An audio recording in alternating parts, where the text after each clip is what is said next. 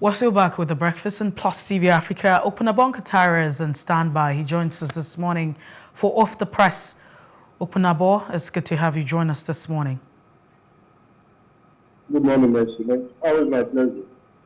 All right, then. Let's start off with the daily, the Guardian newspaper this morning. On the Guardian newspaper, million Nigerians have diabetes, kills more than COVID-19 cancer. That's on the Guardian for today. Condition major cause of blindness, kidney failure, heart attack, stroke, lower limb amputation. Physical exercise restores brain insulin sensitivity, may protect against type 2 diabetes. It's a health concern here on the Guardian newspaper. We'll just move away from the bold caption. Falling of the National Assembly, more like an editorial. Most Nigerian roads are expired, says FEMA.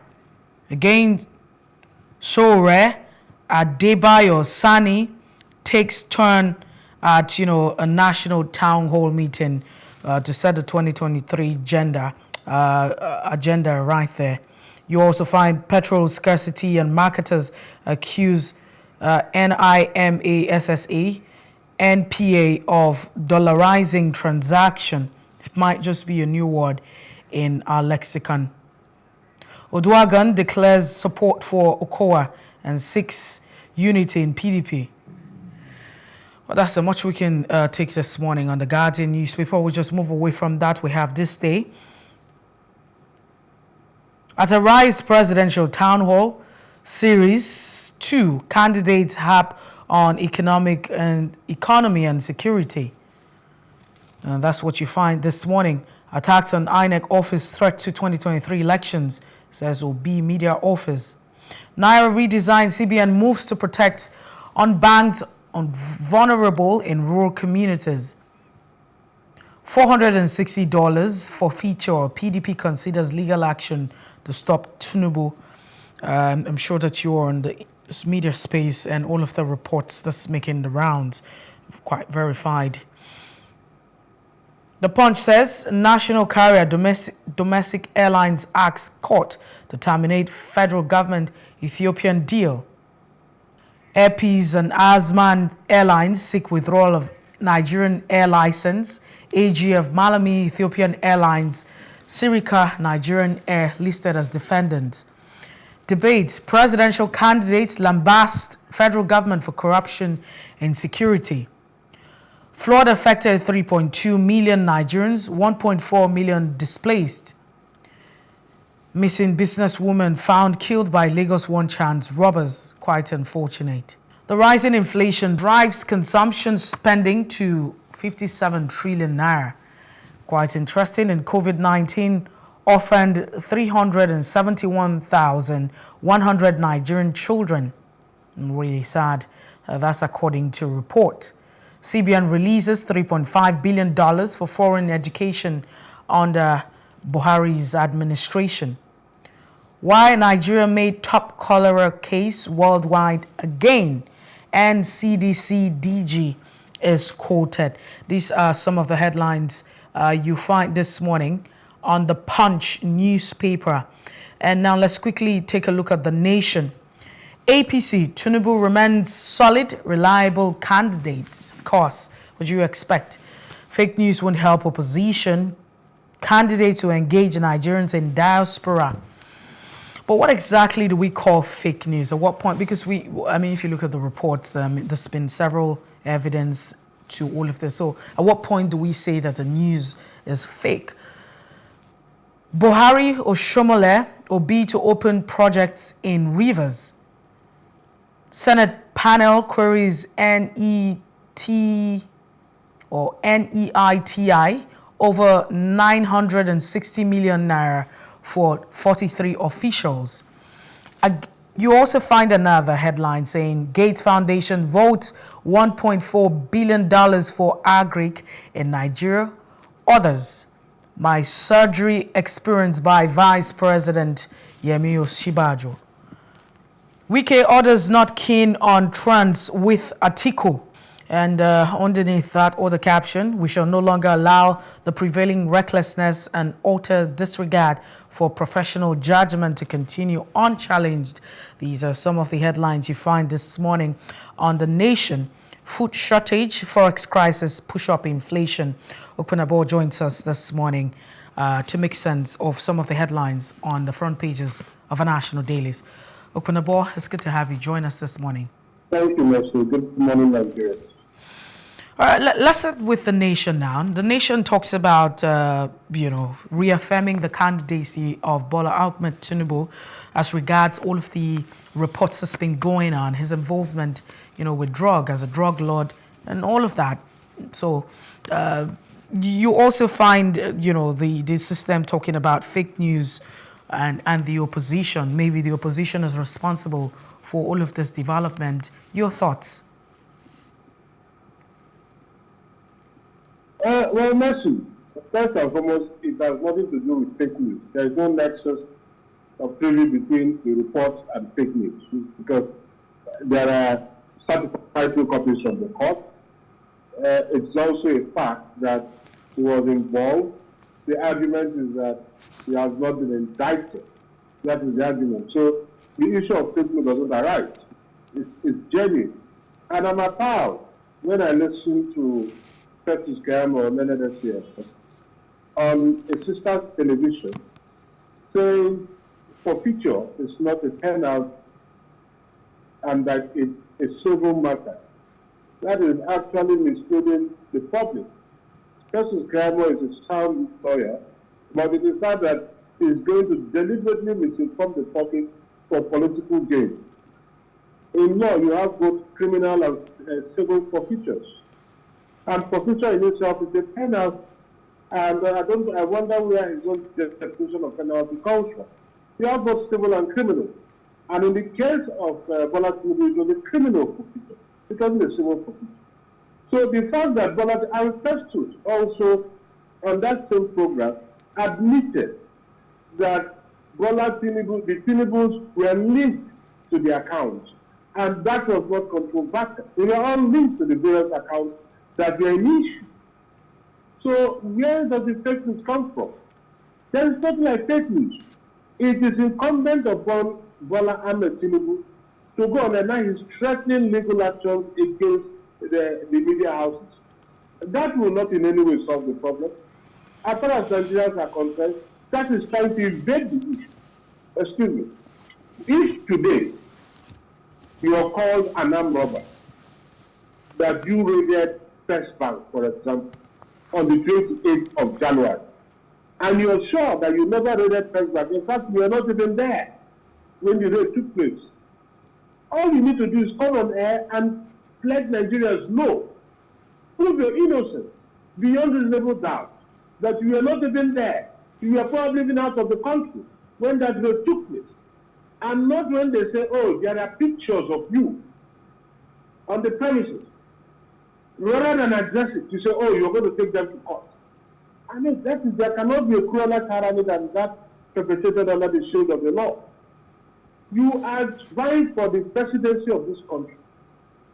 You are immersed in all kinds of controversy, from the issue of identity, to the issue of certificate, to the issue of academics, to all kinds of controversy surrounding one man. And this man has not been able to clear the air, convince Nigerians on any of the allegations. Rather, they come up with flaccid arguments that can only impress imbeciles. That is what they do. So now, to produce a certified true copies, the courts release them, US release them. Now it is left for Tinubu to tell Nigerians that, look, yes, I was involved, but these are the circumstances. Or no, I was not involved. These documents are fake. That is what we want Tinubu to do. And not to talk of fake news. There are no fake news because the copies are certified. And the United States of America, the courts have not come out to say they did not issue.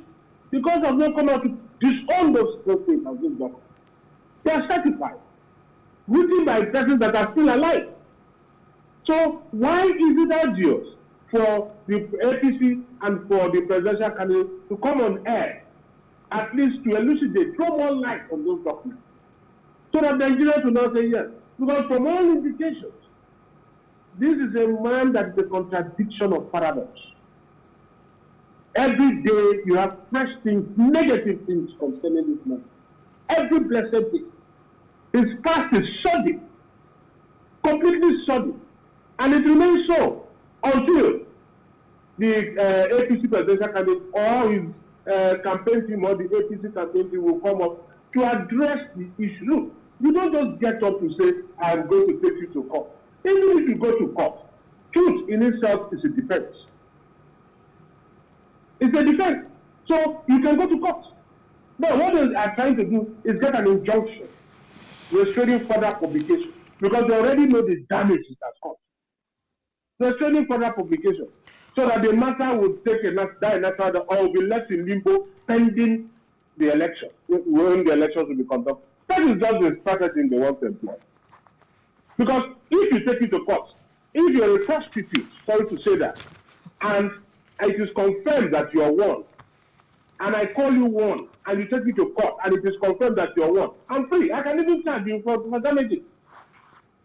So what is this issue of God? Nobody is threatening. The courts are meant for human beings, are not animals. Courts are not meant for trees. But open up allegations that what they are talking against, what they did to the PDP in 2014, 2015, this is a child's play compared to what they did to the PDP. They are quick at criticizing, but they are impetuous to criticism. Is that the kind of government we are going to run? So open up. Let's talk about. We saw how you threatened fire and brimstone. Threatening fire and brimstone before the election. Open I want us to talk about Open I want us to talk about, let's delve into this a bit. Let's talk about all of this. So do you think that the Constitution of the Federal Republic of Nigeria addresses the issue of eligibility beyond, educational qualification? We're talking about morals. We're talking about records. We're talking about if you have been indicted. Do you think that the Constitution addresses, yes, of course, that? And if the Constitution does... on the issue, yes, it does. But 1 minute, Mercy. On the issue of indictment, there is a caveat. After 10 years. After 10 years. That's on the issue of indictment. If you've ever been jailed before, then it's after 10 years. Unless there is a court pronouncement that you are bad for life. But if it's as a result of a misdemeanor and you're jailed, after 10 years, of course, you have the right to contest. It is there. In fact, some lawyers have even come up to say that should be one of the arguments the APC would have put up. But you know why a lot of them don't want to come up with that argument? Because they know that, okay, fine, even if you're eligible, the truth about it is that you have a stain on your person. And so that will affect the credibility of your eligibility. So that is why a lot of them don't want to go into that. Otherwise, yes, the constitution takes care of that. And let us also not forget that the issue of constitution, everything cannot be embodied in the constitution. It is not possible. And that's why you have the electorate. Now, where the constitution fails to raise an issue, it is the onus is now on the electorate to ensure, especially on moral grounds, that those issues are taken care of. So you have both, when it comes to election, you have both legal and moral. The legal, you are talking of the statutes, you are talking of judgments, you are talking of this, legislations and so on. Then the moral, the onus of morality is on the electorate. It is incumbent on us to say no. This man, because there are so many persons you know that are thieves but have never been convicted, for example. I'm talking about moral stuff. But you know that they stole. You've caught them before. They pleaded with you in the past that please forgive me. Now, such a person is contesting for an election. You will not want to give him your votes because of his integrity that has been impeached by his antecedents. So you don't want to give him that your vote. But if you go in the eyes of the law, he's free because he has never been convicted. And that is where morality comes in. And that's why people are dredging up this document for public perusal and decision ratification. Look, this is this kind of man. A man who has been involved in drugs before, do you want him to do this? A man who has been indicted before, do you want him to do this? A man who has been accused before, now we are not accused before, do you want him to do this?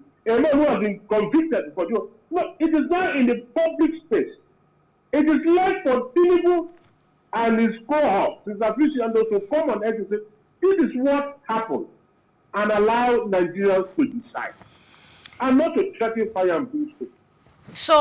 But just before we move away from this subject, we know that morality is not law, and I also don't know if you think that ahead of the 2023 elections, the electorate, like you have said, do you think that there will be towing towards the path of choosing the candidate based on electoral values, or, I beg your pardon, moral values and all of that? And then secondly, if really that's the case now, do you think that the electorates themselves or the people have a moral justification to query or to question the character of those who are vying for political offices in the current, dispensation, the current Nigeria that we're living? So it's a two-in-one question. Do you think that the people have moral justification, to query those who are vying for political offices?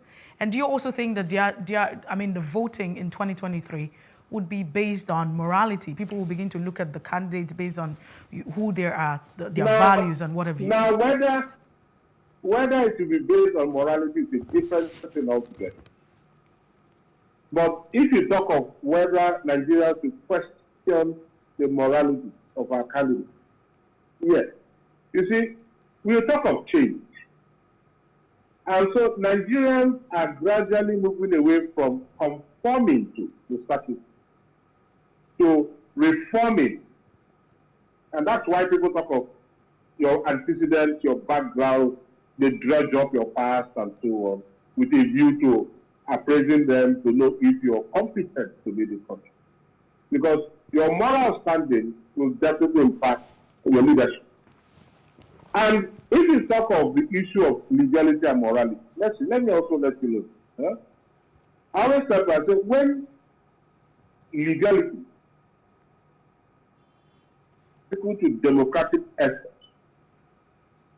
and to the very extent of that antithesis, might lead to anarchy, maladministration, or disunity, that legality must not be allowed to have distant legitimacy.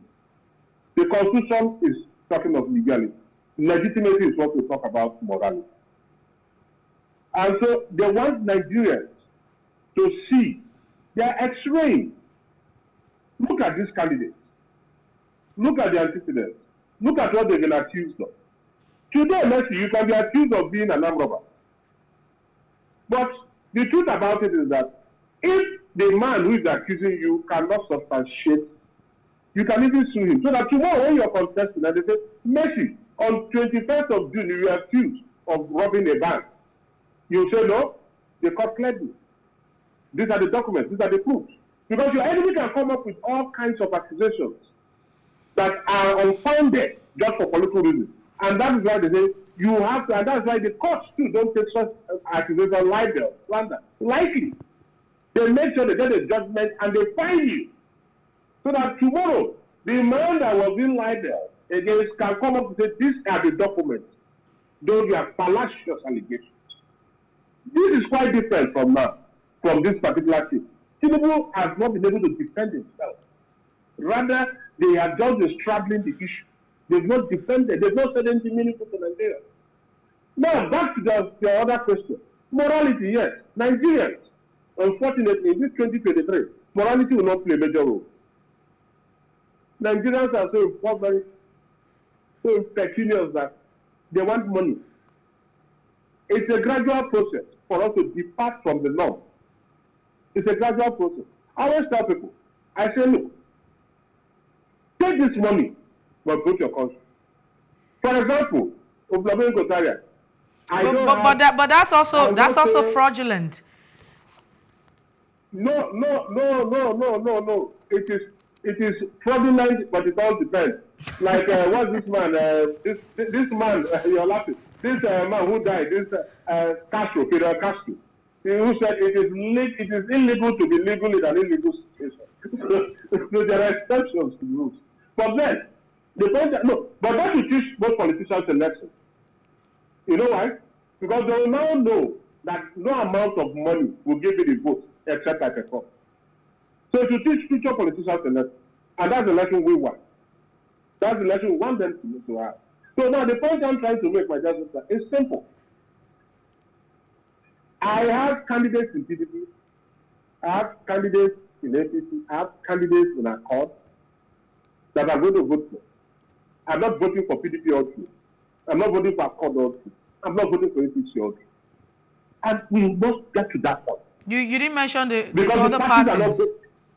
Sorry, Accord? No, you didn't mention other parties. parties. I didn't mention Labour Party. Oh, Labour, no, just example, I can't mention all, you know. Now, the point I'm trying to make is, the parties are not based on ideology.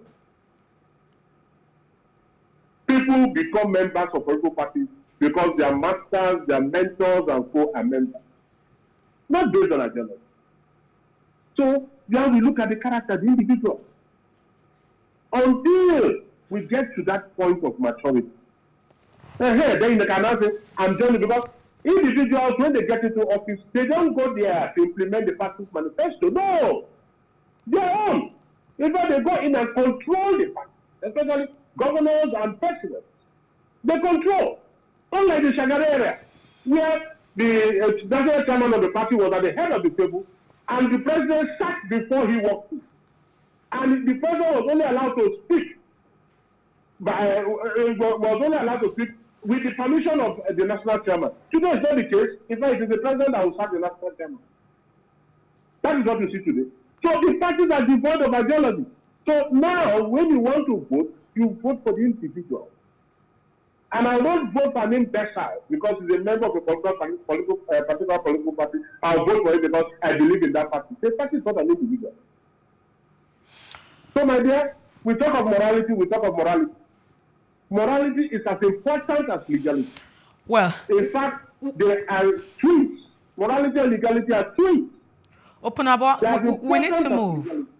Let's move to other. I mean, we've actually dealt on this, but looking at different dimensions, and we appreciate your perspective on this. But quickly, talking about the road infrastructure on the Punch newspaper, the Federal Road Maintenance Agency is saying that most Nigerian roads and highways are considered debt traps over the years and have expired because they need constant maintenance. And we know that over time we see a lot of maintenance. There's an allocation to all of that because nothing really happens without a budget and a plan. And so what exactly are we talking about? The roads expiring with all of the maintenance work that we see on some of our roads.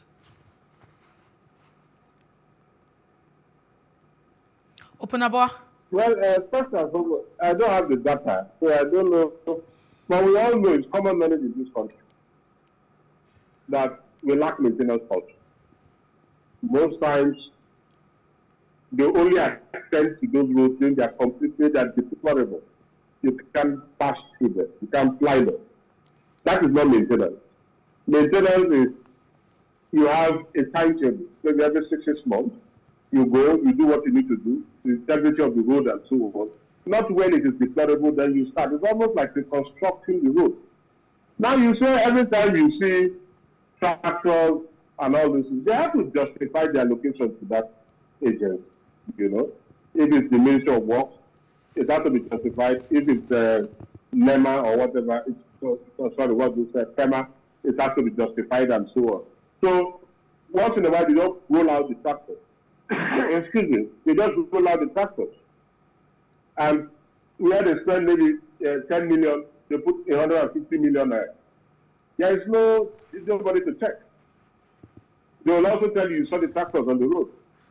In fact, if you roll out the tractors, they will deliberately leave it on the road and later come to tell you they have to fix it because it broke down.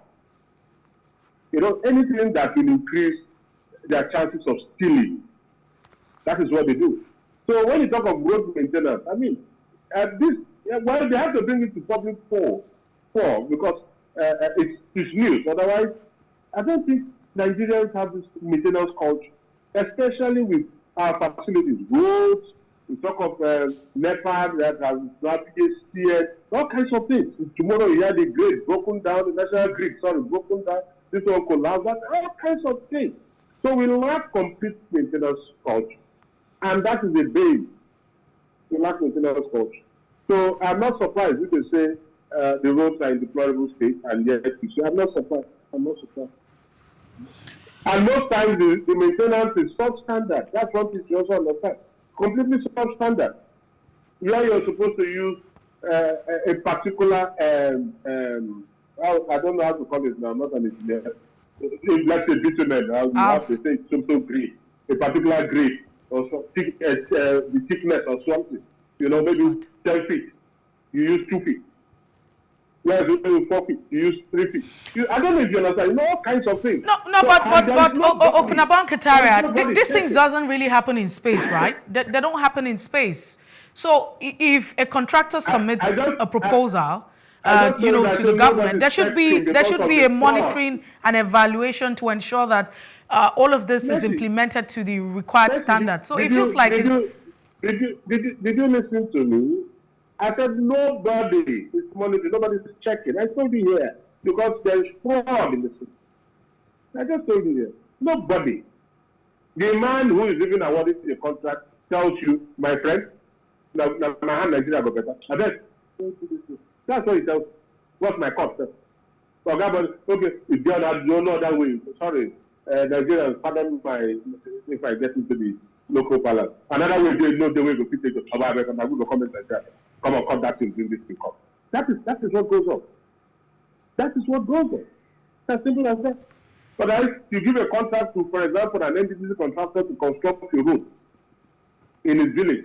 He constructs from the main road to his house and stops there. Without compulsion. But you see, you cannot bequeath what you don't have. If we are depraved characters accidentally discharged into the constitution, I always tell people, I say, that you're a governor does not make a gentleman. What makes you a gentleman is your background.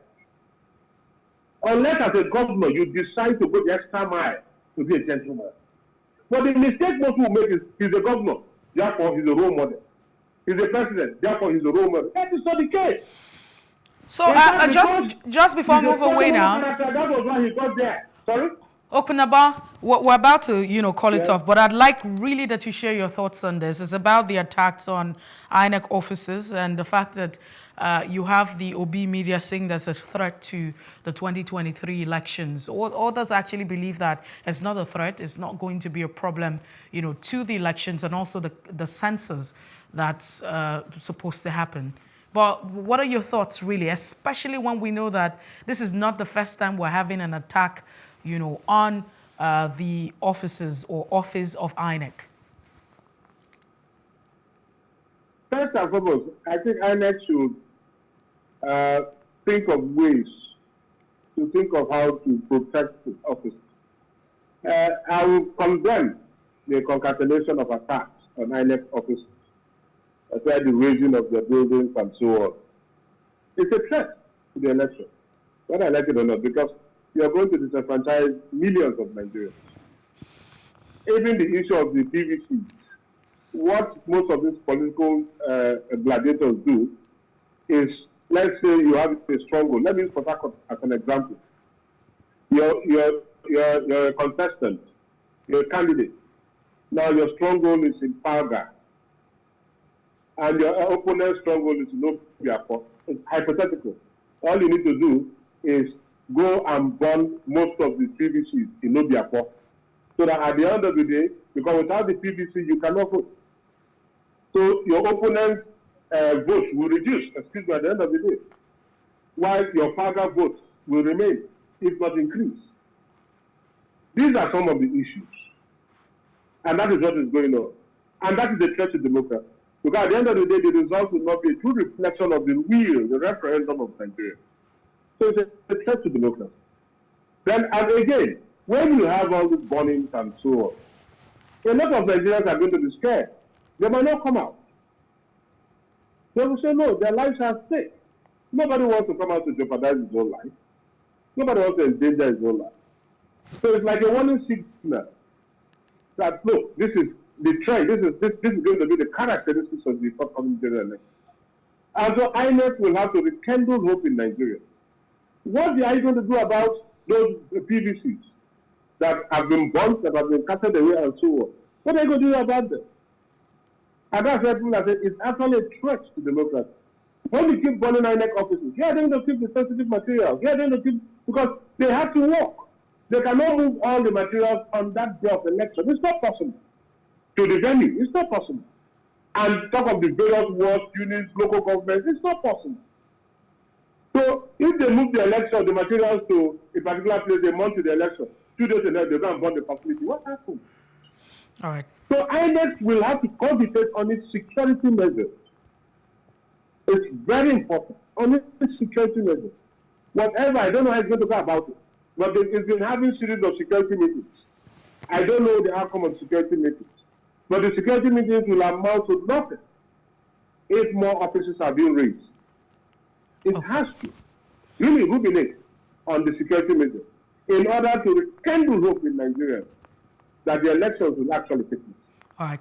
Okunabo, we have to go now. Thank you so much for being with us this Monday. Beautiful Monday at that. We appreciate your time and we look forward to sharing your thoughts as we inch closer to 2023. Well, that's the size of it this morning on Off the Press. We take a break, and when we return, it'll be time for us to look at the first major conversation right here on The Breakfast. Please stay with us.